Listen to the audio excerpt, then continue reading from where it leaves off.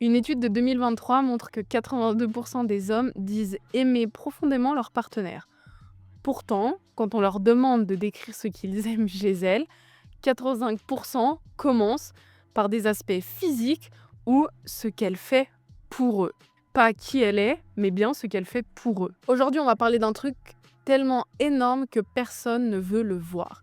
Les hommes n'aiment pas les femmes. Enfin, pas vraiment. Pas comme des personnes entières. Et le pire, c'est pas leur faute. Ils ont été programmés pour ça depuis qu'ils sont tout petits. Restez bien jusqu'au bout de la vidéo parce que ce que je vais vous dire aujourd'hui, ça va peut-être vous aider à comprendre pourquoi vos relations foirent complètement. Pourquoi on ne se comprend pas? Pourquoi on n'arrive pas vraiment à se connecter entre hommes et femmes? Alors évidemment, les hommes vont me dire mais n'importe quoi Leslie, j'adore ma femme, j'aime ma mère et j'ai même des potes filles. Et je vous crois entièrement, vraiment. Mais vous pensez les aimer. Mais regardons les chiffres 2 secondes.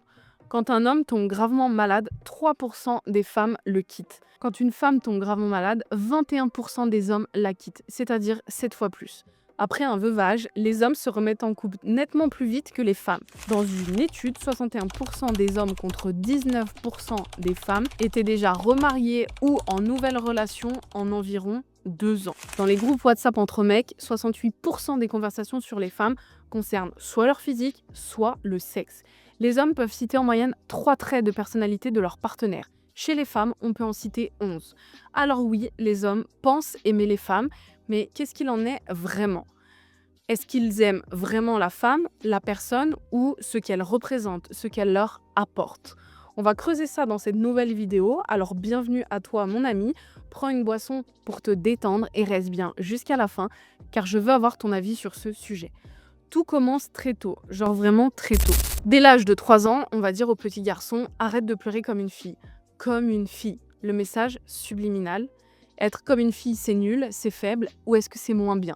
Lancer comme une fille, courir comme une fille, c'est un truc de meuf. À chaque fois qu'on utilise ce terme de femme, c'est péjoratif. À chaque fois, on programme le cerveau du petit garçon féminin égale inférieur. Une étude de Yale sur des enfants de 5 ans montre exactement le même bébé qui pleure. Aux uns, on dit que c'est une fille, aux autres, un garçon. Résultat, les enfants pensent que le bébé fille pleure parce qu'elle a peur. Le bébé garçon pleure parce qu'il est en colère. À 5 ans, on a déjà intégré que les filles sont des peureuses et les garçons des courageux. Mais ça continue également avec les jouets, par exemple. Les garçons ont des trucs pour construire, conquérir et gagner. Et les filles, elles ont des trucs pour prendre soin d'elles, être jolies et servir. Le message est très clair. Les garçons font, les filles sont. Et puis, il y a l'école dans tout ça. Une institutrice m'a dit la dernière fois, quand un garçon frappe une fille, on dit que c'est parce qu'il l'aime bien. On apprend littéralement aux jeunes enfants que la violence masculine, c'est de l'amour. Pensez-y 2 secondes. On apprend aux garçons que montrer de l'affection, c'est être gay ou efféminé. Et frapper une fille, c'est de l'amour. Est-ce que ce serait pas complètement tordu? Les mamans participent également à ça, sans le vouloir. Quand elles disent « aide-moi à mettre la table pendant que ton frère joue », sois gentil avec ton frère, même s'il t'embête. On apprend aux filles à servir et aux garçons à être servis. Le résultat, c'est qu'on a des garçons qui grandissent en voyant les femmes comme des êtres fondamentalement différents. Pas des humains comme eux, des femmes, une catégorie à part. Un psy pour enfants expliquait, à 10 ans, beaucoup de garçons ont plus de mal à s'identifier à un personnage féminin qu'à un robot ou un alien. Pour eux, une femme, c'est plus étranger qu'un extraterrestre. Et c'est là que ça devient très problématique. Parce que comment tu peux aimer vraiment quelqu'un que tu ne vois pas comme ton égal? Comment est-ce que tu peux respecter quelqu'un que tu as appris à mépriser depuis que tu es petit? Il y a une expérience fascinante qui a été menée à Harvard.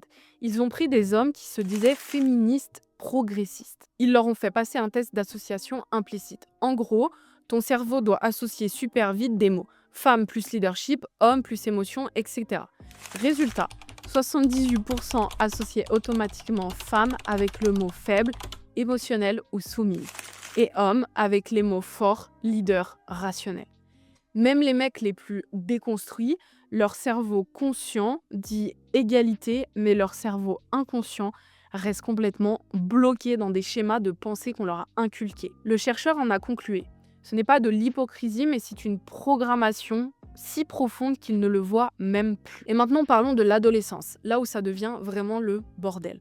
Parce que soudain, ces filles qu'on a appris à mépriser, ton corps, il va les désirer. Et comment est-ce que tu gères ça? Désirer un truc que tu ne respectes même pas. C'est très simple, tu vas transformer les femmes en objets. C'est l'âge où les garçons commencent à noter les filles sur 10, à faire des listes de qui a les plus gros seins, à s'échanger des photos. Les filles deviennent alors des trophées, des accomplissements à débloquer. Et encore plus choquant, le porno entre dans l'équation. L'âge moyen du premier porno est de 13 ans. Et qu'est-ce qui voit la plupart du temps? Des femmes qui existent uniquement pour le plaisir masculin, qui disent oui à tout, qui jouent sur des trucs qui en vrai peuvent faire mal. Un ado de 16 ans a vu en moyenne 1000 heures de porno avant son premier baiser. Son cerveau est littéralement câblé pour voir des femmes comme des objets sexuels. Et puis, il y a la pression du groupe de potes. Dès qu'un mec est trop proche d'une fille, ses potes vont se moquer. T'es un canard, elle te tient par les couilles, t'es devenue une petite copine. En gros, le message, c'est aimer une femme et la respecter, passer du temps avec elle, c'est perdre ta masculinité et c'est presque devenir faible. Du coup, les mecs développent une double vie. Avec leurs potes, ils vont peut-être parler mal des femmes, vont faire des blagues salaces et se vanter de leur conquête. Et en privé, ils vont être beaucoup plus doux, mais ils vont le cacher, comme si c'était honteux. Et les filles, dans tout ça, elles intériorisent aussi. Elles apprennent qu'être aimée, c'est être désirée, que leur valeur, c'est leur apparence, qu'elles doivent forcément mériter l'amour tout en étant parfaites. D'ailleurs, combien de femmes restent avec des mecs qui les traitent mal parce qu'elles pensent que c'est normal, qu'un homme qui fait le strict minimum, c'est déjà bien. À l'âge adulte, ces idéaux sont déjà ultra installés. Les hommes aiment les femmes, mais c'est quel genre d'amour? Prenons l'exemple du mariage. Une étude a montré que les hommes mariés vivent plus longtemps et sont plus heureux et plus riches que les femmes mariées. Elles, les femmes mariées, sont plus stressées, plus fatiguées et moins épanouies que les célibataires. Pourquoi? Parce que dans un couple hétéro, la femme devient souvent une mère de substitution. Elle va gérer la maison, les rendez-vous médicaux, les anniversaires de la belle famille, l'émotionnel de monsieur. Les hommes, on va souvent les entendre dire « j'aide ma femme à la maison ». Mais tu n'aides pas ta femme, tu vis dans cette maison.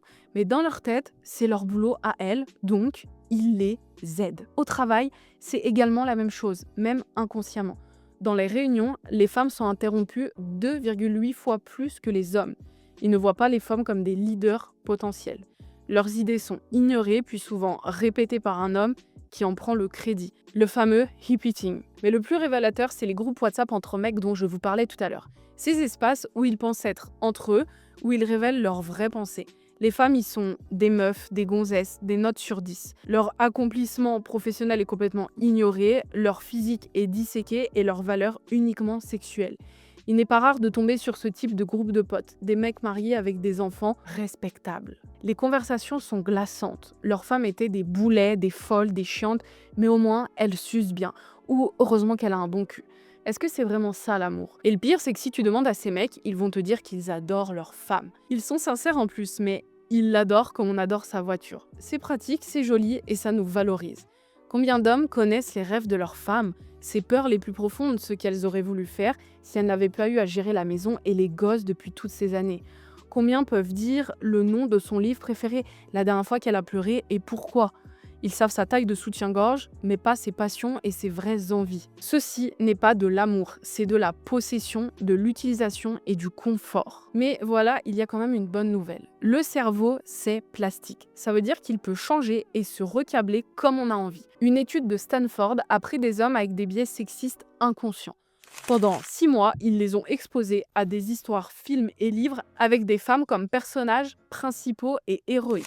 Résultat, les biais ont diminué de 40%. Leur cerveau a littéralement créé de nouvelles connexions. Une autre étude sur des pères de filles a montré que plus ils passaient de temps seuls avec leurs filles, vraiment seuls, sans une maman qui gère à côté, plus leur attitude sexiste diminuait. Pourquoi? Parce qu'ils étaient forcés de voir leur fille comme une personne complète, pas juste une fille, une vraie personne. Mais alors qu'est-ce qu'on fait de tout ça? Déjà, les hommes doivent réaliser leur programmation.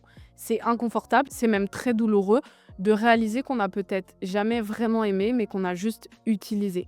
Ensuite, il faut tout désapprendre. Ça veut dire quoi concrètement? Écouter les femmes vraiment, pas attendre qu'elles finissent de parler pour placer des solutions, les écouter. Consommer des médias créés par des femmes avec des femmes, pas juste des films d'action avec une jolie meuf à sauver.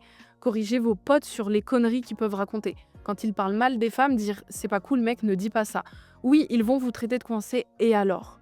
Si vous avez des enfants, montrez l'exemple. Les garçons qui voient leur père faire la vaisselle, pleurer, dire je t'aime à leur mère, ils vont grandir différemment. Posez des questions à votre partenaire, pas qu'est-ce qu'on mange ce soir, mais qu'est-ce qui te fait rêver, qu'est-ce qui te fait peur, qui es-tu quand personne ne te regarde. Mais surtout, acceptez que les femmes sont des humains complexes, contradictoires, pas des anges ni des humains exactement comme vous. Ça a l'air simple dit comme ça, mais quand tu as 20, 30, 40 ans de programmation, c'est un travail de tous les jours.